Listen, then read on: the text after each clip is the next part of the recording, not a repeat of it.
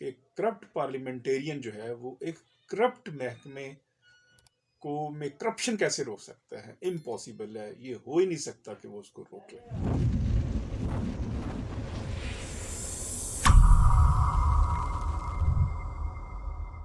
Human rights پی کے میں ہوں آپ کا ہوسٹ اشتیاق چودھری۔ ناظرین، ہیومن رائٹس میں آج بات کریں گے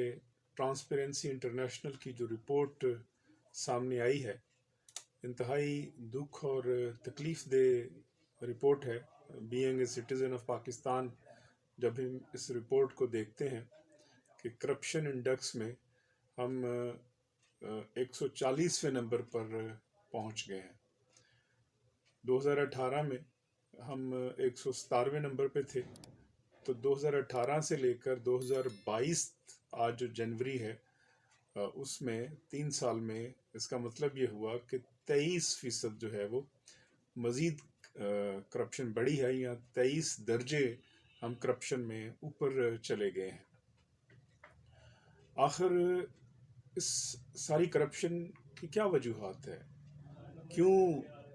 جو ہے وہ ہم کرپشن سے باہر نہیں نکل پاتے؟ کیا وجہ ہے کہ ہر کوئی بلند و بانگ دعوے کرتا ہے کرپشن ختم کرنے کے؟ موجودہ حکومت بھی جو برسر اقتدار آئی تو وہ کرپشن کے نعرے کے اوپر ہی آئی کہ کرپشن ختم کی جائے گی، لیکن اس کے باوجود کرپشن بڑی ہے، کم بھی نہیں ہوئی۔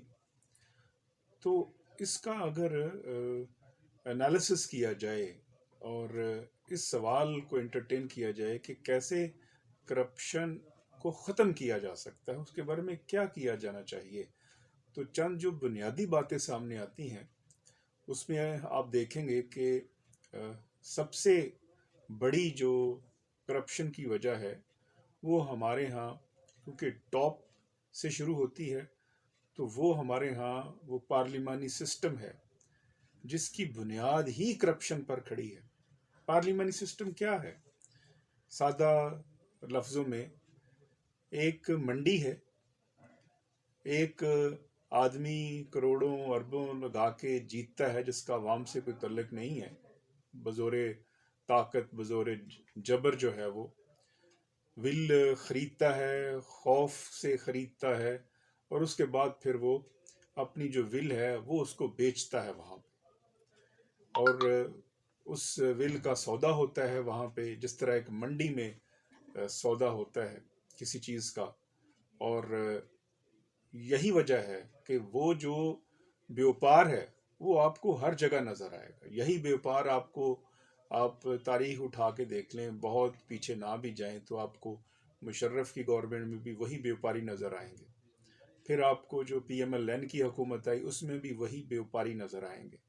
پھر آپ جو پیپلز پارٹی کی حکومت ہے اس میں بھی وہی بیوپاری نظر آئیں گے، اب جو پی ٹی آئی کی حکومت ہے اس میں بھی وہی بیوپاری ہیں، چند ایک محدودے کے ایک آدھ کو چھوڑ کے، یا ان کا جو بڑے بیوپار کرنے والے ہیں ان کو چھوڑ کے۔ تو یہ سارے کا سارا جب سسٹم ہی بیوپار کے اوپر ہے اور کینڈیڈیٹس کی خرید و فروخت کے اوپر ہے، تو پھر جو ہے وہ کرپشن کیسے ختم ہو؟ جن ملکوں میں پارلیمانی نظام، یہ بات کی جاتی ہے کہ دنیا میں پارلیمانی نظام کامیابی سے بھی چل رہا ہے، یہ خطے کے حالات ہوتے ہیں۔ جن ملکوں میں جیسے یو کے میں پارلیمانی نظام اگر کامیابی سے چل رہا ہے تو پوری قوم کا جو ہے وہ تصور یہ ہے کہ، اور ممبرز کا، اور پارلیمنٹری جو ممبر ہیں پارلیمنٹ کے، کہ وہ انہوں نے کرپشن کرنی نہیں ہے۔ اب یو کے کی اگر مثال دیں تو اس کا تو کانسٹیٹیوشن بھی ان ریٹن ہے، کنونشنز ہیں، تو ہمارے ہاں تو جو ریٹن کانسٹیٹیوشن ہے اس کو بھی جو ہے وہ اہمیت نہیں دی جاتی، اس کی بھی وائلیشن ہوتی ہے، لیکن وہاں پہ ریٹن کانسٹیٹیوشن بھی نہیں ہے لیکن پھر بھی لوگ اس کو فالو کرتے ہیں، ان ٹریڈیشنز کو جو کانسٹیٹیوشنل ٹریڈیشنز ہیں۔ تو لہٰذا اس سے ہی کمپیئر کر کے یہ کہنا کہ اس میں جو ہے وہ بہتری ہو سکتی ہے تو یہ ممکن نہیں ہے۔ لہٰذا جب تک یہ پارلیمانی سسٹم رہے گا تب تک جو ہے وہ کسی صورت بھی کرپشن جو ہے وہ ختم نہیں کی جا سکتی، اور جب تک پولیٹیشنز میں، ممبر پارلیمنٹ میں جب تک کرپشن ختم نہیں کی جائے گی، جو خریدتے ہیں، سودے بازی کرتے ہیں، تب تک نہیں کی جا سکتی۔ دوسری جو اہم وجہ ہم دیکھتے ہیں بیوروکریسی میں جو کرپشن ہے، تو اس میں تو ڈیفینیٹ ہے حکومت کا پورا کنٹرول ہونا چاہیے۔ حکومت کا عملاً کسی بھی محکمے کے اوپر کوئی کنٹرول نہیں نظر آتا۔ آپ پولیس کا محکمہ دیکھ لیں، جتنے بھی پبلک فیسلٹی کے ادارے ہیں جنہوں نے پبلک فیسلٹی پرووائڈ کرنی ہے، خواہ وہ ٹرانسفر پراپرٹی کے ادارے ہیں، خواہ وہ محکمہ مال ہے، خواہ وہ کوئی اور محکمہ ہے، جتنے بھی محکمے ہیں وہ آپ کو ٹاپ سے باٹم جو ہے وہ وہاں پہ آپ کو کرپشن نظر آئے گی، کیونکہ وہاں پہ گرفت نہیں ہے۔ جو سخت گرفت ہونی چاہیے، وہ جنہوں نے گرفت کرنی ہے، اب مجھے یہ بتائیں کہ جب وہ خود کرپٹ ہوں گے تو ایک کرپٹ بندہ، جس کا میں نے ذکر کیا پہلے کہ کرپٹ پارلیمنٹیرین جو ہے، وہ ایک کرپٹ محکمے کو میں کرپشن کیسے روک سکتا ہے؟ امپاسبل ہے، یہ ہو ہی نہیں سکتا کہ وہ اس کو روکے۔ اس پہ سخت جو ہے وہ ایکشن اسی وقت لیا جا سکتا ہے جب تک وہ خود کرپٹ نہ ہو۔ تیسری جو کرپشن کی وجہ ہے، وہ جو جوڈیشری میں ہم جب بات کرتے ہیں، تو جوڈیشری میں یہ بھی کرپشن ہے کہ اگر آپ کسی کو فیئر اپرچونٹی آف ہیئرنگ نہ دیں، مطلب صرف یہی کرپشن نہیں ہے کہ کسی نے، یہ تو خدا جانتا ہے، یا کہ کوئی مالی بدعنوانی کا کوئی شکار ہو، وہ اپنی جگہ اس کے اوپر سٹرکٹ ایکشن ہونا چاہیے۔ لیکن ہم جو چیزیں دیکھتے ہیں کہ ایک اگر بڑے لائر کے سامنے ایک چھوٹا لائر ہے اور اس کو فیئر اپرچونٹی آف ہیئرنگ ہی نہیں دی جا رہی، تو یہ بھی کرپشن ہے۔ پھر یہ بھی کرپشن ہے اور مس کنڈکٹ ہے کہ اگر جو ہے وہ پوائنٹ آف لا سے باہر جا کے ایک جج فیصلہ کرتا ہے۔ اب دو پارٹیز ہیں، دو پارٹیز نے جو ہے وہ اپنا اپنا موقف دے دیا، اب اس موقف سے باہر جا کے فیصلہ نہیں کیا جا سکتا کہ وہ جج کو الہام آ جائے کسی چیز کا اور وہ خود سے کوئی چیز ڈال دے اور اس کا کوئی فیصلہ کر دے۔ تو یہ بھی ایک طرح سے مس کنڈکٹ اور کرپشن ہے۔ جیسے ہم دیکھتے ہیں پی ٹی سی ایل کے کیسز میں سپریم کورٹ نے ڈیسائیڈ کر دیا ہے کہ تمام جو پی ٹی سی ایل کے ملازمین ہیں، ٹرانسفرڈ امپلائیز جو کسی گورنمنٹ میں تھے اور بعد میں 1996 کے بعد وہ ٹرانسفر ہوئے، ان کو وہی مراعات دی جائیں، اور وہ مراعات گزشتہ 25 سال سے ان کو مل رہی تھیں، لیکن یکدم روک دی، اور اس کے اوپر جو کسی جگہ ذکر ہی نہیں ہے، اور ورک مین اور سول سرونٹ کی بحث سے چھیڑ دی اور بحث کو انٹرٹین کیا گیا۔ تو پھر اور اسی طرح جو بیوروکریسی میں جو جوڈیشل ورک کرنے والے لوگ ہیں، اگر کسی فیصلے کو لکھا ہی نہیں جاتا with in the limited time, تو یہ تو بڑی انیفیشنسی ہے اور یہ بھی مس کنڈکٹ ہے۔ اس کا بھی ہمیں جو ہے وہ تدارک کرنا ہوگا کہ فیصلے مہینہ مہینہ پڑے رہتے ہیں اور فیصلے نہیں لکھے جاتے۔ اگر ایک جج صاحب ایک فیصلہ لکھنے کی اہلیت ہی نہیں رکھتے، تو پھر جو ہے مجھے یہ بتائیے کہ کیا یہ مس کنڈکٹ نہیں ہے؟ اس پہ کاروائی ہونی چاہیے، اور اس پہ میں سمجھتا ہوں پارلیمنٹ کو اور حکومت کو جو دعوے کرتی ہے، اس پہ آنی چاہیے۔ جو ہے وہ 209 جو کانسٹیٹیوشن کا ہے، جو جس کے ذریعے کاروائی کر سکتی ہے سپریم جوڈیشل کونسل، مس کنڈکٹ میں یہ شامل کی جانی چاہیے کہ اگر ایک جج جو ہے وہ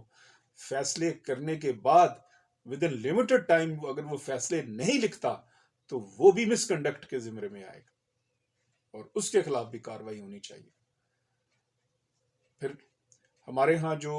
ایک جھوٹی خواہ مقدمہ ہوتا ہے، سول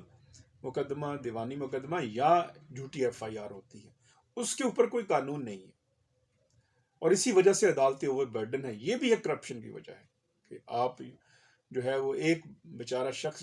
جس کو مقدمے میں گھسیٹا گیا، وہ 40 سال تک کیس لڑتا ہے، اور 40 سال کے بعد جب وہ سرخرو ہوتا ہے عدالت سے، اور تو پھر جس نے جھوٹا مقدمہ قائم کیا ہوتا ہے اس کے خلاف کوئی کاروائی نہیں ہوتی۔ اس کے لیے ہمیں لا آف ٹاٹ کو مضبوط کرنا ہوگا، اور لا آف ٹاٹ میں جب ہم جاتے ہیں تو ہم کہتے ہیں جی ہمیں اتنی ذہنی صدمہ ہوا، اتنے ہمارے لٹیگیشن ہمارا نقصان ہوا،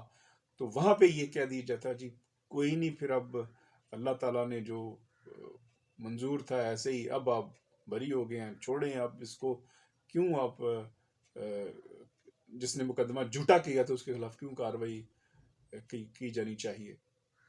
اسی طرح جھوٹی ایف آئی آر جو کروانے والے ہیں ان کے خلاف ہم کوئی کاروائی نہیں کرتے، اور آ جا کے 182 رہ جاتا ہے جس کی 3 ماہ کے قریب جو ہے وہ سزا ہے اور یہاں جرمانہ ہے. تو مجھے یہ بتائیے کہ پھر جو ہے وہ جھوٹے پرچے کیسے رکیں گے، پھر جو جھوٹے مقدمے ہیں وہ کیسے رکیں گے؟ اس پہ لیجسلیشن کی ضرورت ہے، اور جب تک ہم کنکریٹ سٹیپس نہیں لیتے تب تک پاکستان جو ہے وہ کرپشن سے باہر نہیں آ سکتا. اور موجودہ سسٹم جو پارلیمنٹری سسٹم ہے اس میں کبھی بھی یہ کنکریٹ سٹیپس نہیں لیے جائیں گے. آپ لکھ لیں میری بات، کیونکہ اس سسٹم کے جو بینیفیشری ہیں وہ کرپٹ مافیا جو اس سسٹم کا بینیفیشری ہے، خواہ وہ پارلیمنٹ میں ہے، خواہ وہ بیوروکریسی میں ہے، خواہ وہ جوڈیشری میں ہے، خواہ وہ کسی بھی جگہ ہے، وہ کرپٹ مافیا جو ہے وہ کسی بھی صورت جو ہے وہ اس کو ختم نہیں ہونے دے گا، کیونکہ اس کے مفادات اس سے وابستہ ہیں. کتنے بیوروکریٹ ہیں اور کتنے وہ لوگ ہیں جنہوں نے اپنے بینک اکاؤنٹ باہر رکھے ہوئے ہیں. تو کرپشن کتنے ابھی ریسنٹلی جو رپورٹ سامنے آئی تھی، اور پہلے پاناما کے کیس سامنے آئے اور اس کے بعد پھر رپورٹ سامنے آئی، اور اس میں کتنے ہمارے پاکستانی ہیں جن کے بینک اکاؤنٹس جو ہیں وہ باہر کے ملکوں میں ہیں، جو پالیٹکس پاکستان میں کرتے ہیں اور اکاؤنٹ باہر رکھتے ہیں. تو پھر جو ہے وہ کرپشن کیسے رکے گی، کیسے تھمے گی؟ اس کے لیے آخری اور واحد حل یہ ہے کہ پاکستان کی قوم آگے آئے اور قوم اٹھے اور اس کرپشن زدہ ماحول کے خلاف جو ہے وہ آواز بلند کرے، تو پھر ہی کرپشن رک سکتی ہے. تب تک کرپشن نہیں رک سکتی، وگرنہ اسی طرح پاکستان کے عوام استحصال کا شکار رہیں گے. ہیومن رائٹس سے مجھے اجازت دیجیے گا. جانے سے پہلے ہیومن رائٹس کو ضرور سبسکرائب کریں، کیونکہ یہ آپ کی آواز ہے. والسلام.